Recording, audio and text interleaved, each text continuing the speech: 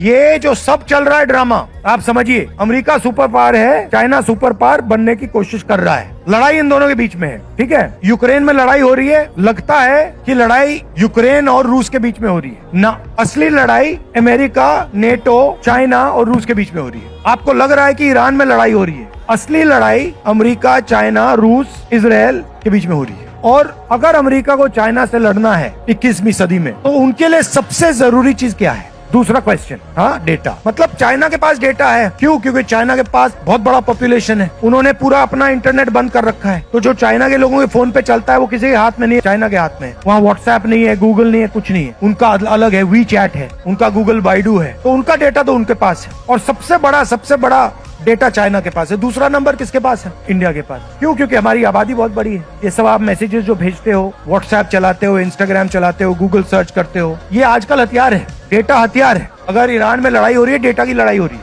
उनके राष्ट्रपति ने मैसेज भेजा, पता लग गया, यही हुआ है। तो सबसे जरूरी चीज हिंदुस्तान का डेटा है। अगर अमेरिका को चाइना का चैलेंज एक्सेप्ट करना, उनको हराना है, तो हिंदुस्तान के डेटा के बिना नहीं करता। मतलब जो पिछली सेंचुरी में तेल सबसे जरूरी हुआ करता था, सऊदी अरेबिया के पास तेल था, कुवैत के पास तेल था, रूस के पास तेल था, आज सबसे जरूरी चीज डेटा है। और नरेंद्र मोदी ने हिंदुस्तान का पूरा डेटा अमेरिका को पकड़ा दिया, फ्री में, ऐसे मुफ्त में। मतलब आपकी जो पूंजी है, आपका जो धन है, आपका जो फ्यूचर है, नरेंद्र मोदी ने उठा के ऐसे ही दे दिया। मीडिया में एक शब्द नहीं बोल रहे।